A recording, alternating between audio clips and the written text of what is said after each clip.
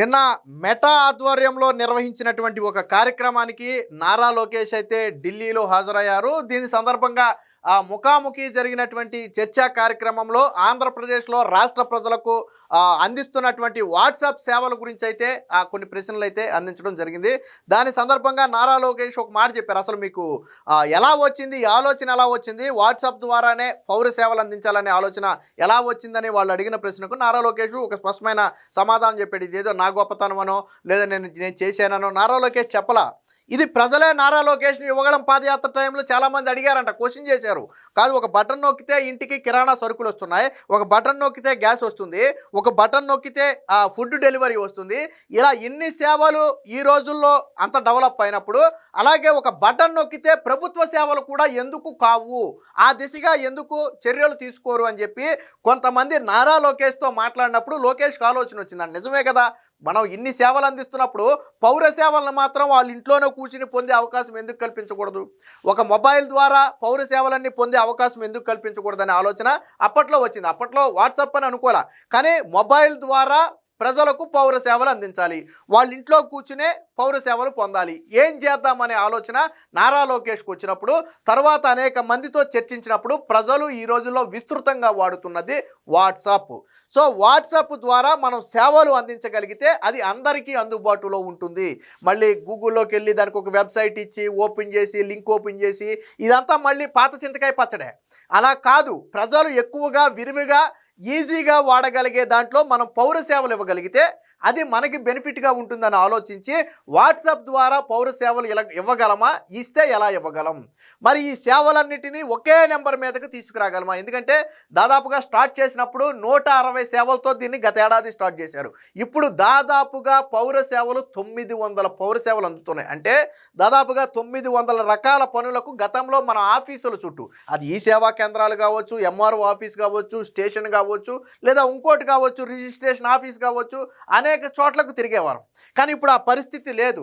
So వాటన్నిటిని మనం ఇంట్లో ఉండే ఆపరేట్ చేసుకోవచ్చు. తగిన డాక్యుమెంట్స్ను మనం అందులో అప్లోడ్ చేయగలిగితే ఆ సేవలు మనకు తిరిగి వాట్సాప్లోనే పొందే అవకాశం కూడా ఉంటుంది.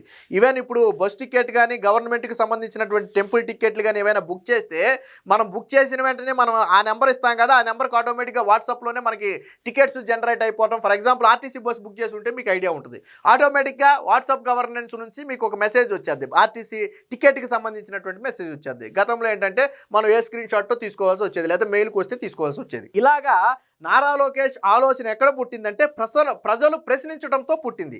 ఆ తర్వాత దీని మీద విస్తృత కోణంలో పరిశీలించి అందరితో చర్చించిన తర్వాత వాట్సాప్ ద్వారా తీసుకురావాలని భావించారు. బట్ అప్పుడు కూడా సంక్లిష్టమైన పరిస్థితే, ఒకే నెంబర్ మీద రాష్ట్ర వ్యాప్తంగా అన్ని సర్వీసులు ఇవ్వగలమా అనే ఆలోచన వచ్చింది. ఆ తరువాత దాని మీద పూర్తిగా వర్కౌట్ చేసి మొదటగా 160 సేవలతో ప్రారంభించారు. ఈరోజు దాదాపుగా 900 పౌర సేవలు అయితే అందిస్తున్నారు. దీనికి సంబంధించి నిన్న నారా లోకేష్ అయితే మాట్లాడారు. ఒకసారి చూద్దాం. ప్రజల ఆకాంక్షే మన మిత్రకు ప్రేరణ, యువగళం పాదయాత్రలో వాట్సాప్ గవర్నెన్స్ ఆలోచన, పౌరులకు సులభంగా సేవలు అందించడమే ధ్యేయం. ఒక పౌరుడి దైనందిన జీవితంలో సాధారణ పౌర సేవల కోసం రాజకీయ నాయకులు అధికారుల వద్దకు వెళ్లకుండా చేస్తామో ఆ రోజే మనం విజయం సాధించినట్లని నేను భావిస్తాను. పౌర సేవలన్నిటినీ ఒకే ప్లాట్ఫాము, ఒకే నెంబర్ పైకి తీసుకొస్తామని ఎన్నికల సమయంలో చెప్పాను. అధికారంలోకి వచ్చాక మెటా సంస్థను సంప్రదించి మన మిత్ర వాట్సాప్ గవర్నెన్స్ను తీసుకొచ్చామని చెప్పి నిన్న వాట్సాప్ ఫోరంలో నారా లోకేష్ అయితే మాట్లాడారు. వాస్తవానికి ఇది WhatsApp citizen engagement and innovation forum నిర్వహించినటువంటి కార్యక్రమం ఇది.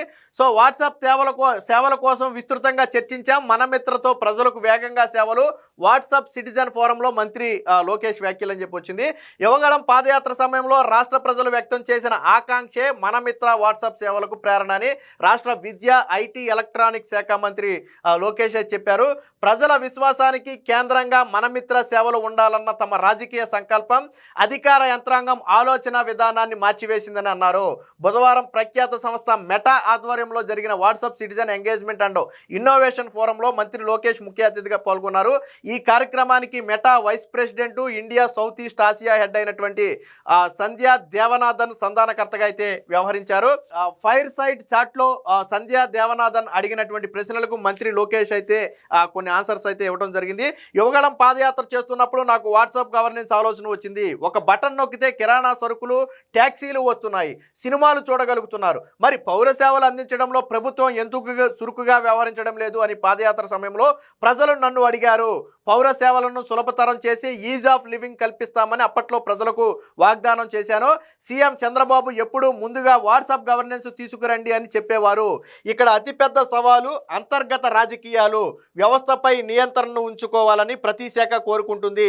అందరినీ కూర్చోబెట్టి చర్చించి వారికి ఏపీఐ అంటే అప్లికేషన్ ప్రోగ్రామింగ్ ఇంటర్ఫేస్ను తెరిచేలాగా చేయడమే అతిపెద్ద సవాలు. నేను మంత్రులు, కార్యదర్శులతో చర్చలు జరిపి ఇది సీఎం ఆదేశం అని చెప్పాను. ప్రజలకు సేవలు అందుబాటులో ఉంచుదామన్నాను. మేము మొదట ప్రజలకు ఎక్కువగా ఉపయోగపడే సేవలను మొదలుపెట్టాం. ఇప్పుడు మెను ఆధారిత విధానంగా ఆధారిత విధానంలోకి వెళ్ళాలనుకుంటున్నాం. దీనికి రాజకీయ సంకల్పం చాలా ముఖ్యమని చెప్పి చెప్పడం జరిగింది.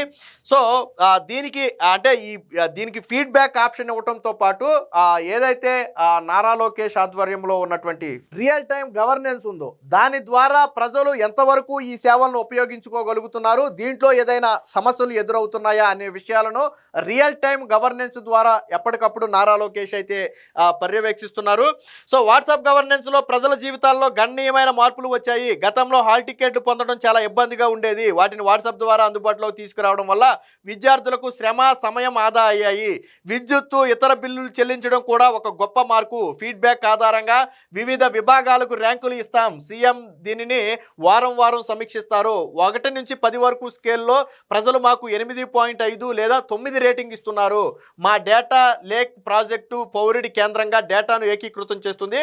ఉదాహరణకు ఒకసారి ఒక వ్యక్తికి జనన ధృవీకరణ పత్రాన్ని జారీ చేసిన తర్వాత అనేక ఇతర విషయములను స్వయంచలనంగా ఏకీకృతం చేయొచ్చు అని చెప్పారు. ఇక ముఖ్యంగా గ్రామాలకు కూడా ఈ వాట్సాప్ సేవలు ప్రారంభించితే కేవలం కొన్ని చదువుకున్న వ్యక్తులకో లేదా సిటీ పరిధికో పరిమితం కాకుండా గ్రామాల వరకు తీసుకెళ్లాలనేది నారా లోకేష్ సంకల్పం.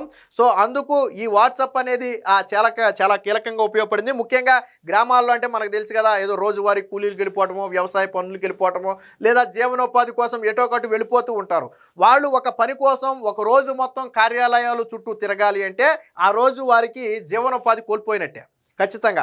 సో అలాంటి ప్రాబ్లమ్స్ కూడా సాల్వ్ చేయాలంటే మనకి ఖాళీ ఉన్న 10 నిమిషాల సమయంలో మనం ఫోన్ ఓపెన్ చేసుకుని మన పనేంటో మనం అక్కడే చేసుకోగలిగేటట్టు ఉంటే చాలా ఉపయోగపడుతుంది. ఫర్ ఎగ్జాంపుల్ ఇప్పుడు నారా లోకేష్ చెప్పినట్టుగా బస్ టికెట్ దగ్గర మొదలుపెట్టి, టెంపుల్స్ టికెట్ దగ్గర మొదలుపెట్టి, సినిమా టికెట్ల దగ్గర మొదలుపెట్టి అన్ని రకాల సేవలు ఇప్పుడు వాట్సాప్లో పొందుతున్నారు.